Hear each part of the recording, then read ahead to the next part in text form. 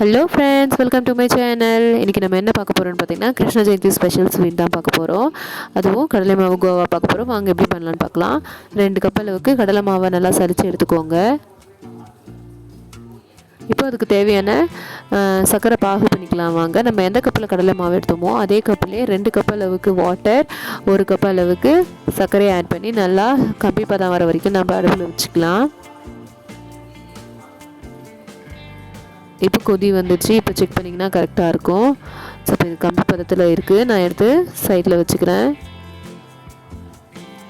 இப்போ இது இன்னொரு பேனில் நம்ம என்ன பண்ணுறோன்னா 3 டேபிள் ஸ்பூன் அளவுக்கு கீ ஆட் பண்ணிக்கோங்க.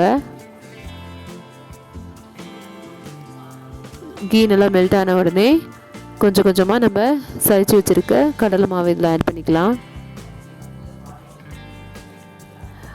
கடலை மாவில் பார்த்திங்கன்னா அந்த ரா ஸ்மெல் போகிற வரைக்கும் நம்ம நல்லா கிளறி விட்டுக்கிட்டே இருக்கலாம். சிம்மிலே வச்சுட்டு கிளறி விட்டுக்கிட்டே இருங்க.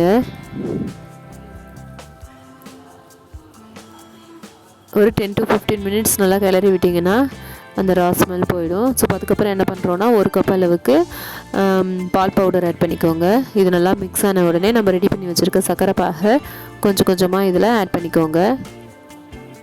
இன்றைக்கி பார்த்திங்கன்னா கிருஷ்ண ஜெயந்தி. நான் என்னோடய பசங்களுக்கு வந்துட்டு கிருஷ்ணர் மேக்கப் போட்டேன். நீங்கள் உங்களுடைய பசங்களுக்கு ராதையா இல்லை கிருஷ்ணரா எந்த வேஷம் போட்டிங்கன்னு சொல்லிட்டு கமெண்ட்ஸ் பண்ணுங்கள்.